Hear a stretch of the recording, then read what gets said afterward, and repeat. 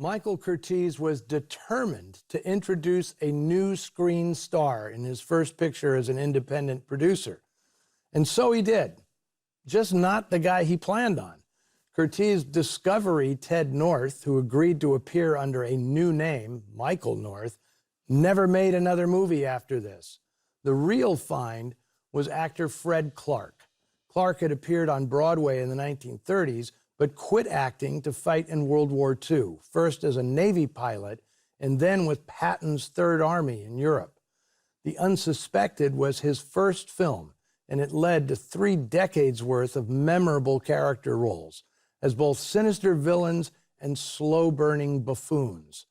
Hardcore movie fans know him as Sheldrake in Sunset Boulevard, the producer who asked David O. Selznick, "Who wants to see a Civil War picture?" Clark would appear in several other notable film noirs, including Ride the Pink Horse, Cry of the City, Flamingo Road, Alias Nick Beale, and White Heat, always with his trademark cigar in hand.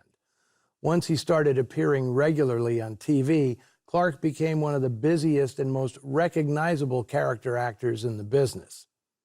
And speaking of character actors, it's the rare one who is also a leading man, which precisely describes Claude Rains. I can't think of another actor who so consistently moved between leading and supporting roles, probably because Rains thought of himself as an actor, not a star. In his youth, he worked almost exclusively on the stage in his native London and was so respected, he ended up also teaching acting at the Royal Academy of Dramatic Arts, where 2 of his students were Laurence Olivier and John Gielgud. His voice was his ticket to Hollywood, as he proved in his first film role, starring in 1933's The Invisible Man for Universal. It was working for Michael Curtiz on Stolen Holiday in 1937, where Rains said he first learned the nuances of film acting. He and Curtiz ended up making 10 pictures together. The Unsuspected was not the success Curtiz was hoping for when he made it the inaugural film of Michael Curtiz Productions. He fared better with his next 2, Romance on the High Seas and My Dream Is Yours, which introduced movie audiences to a bright new star, Doris Day.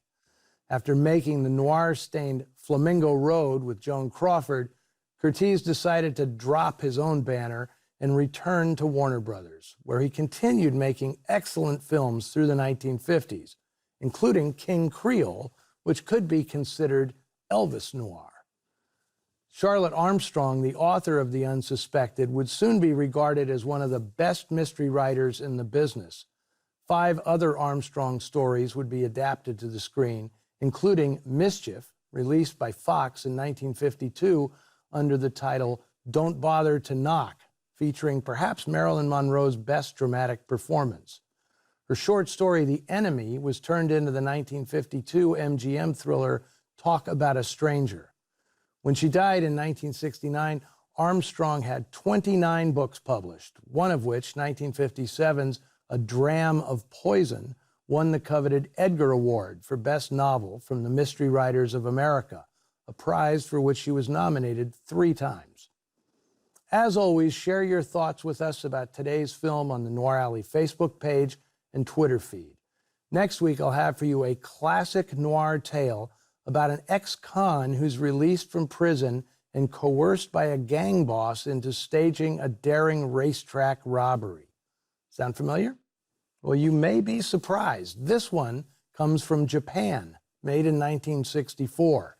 If you've never seen a Japanese crime movie, you are in for a treat. The inimitable action star Joe Shishido stars in Cruel Gun Story. Until then, see you in the shadows.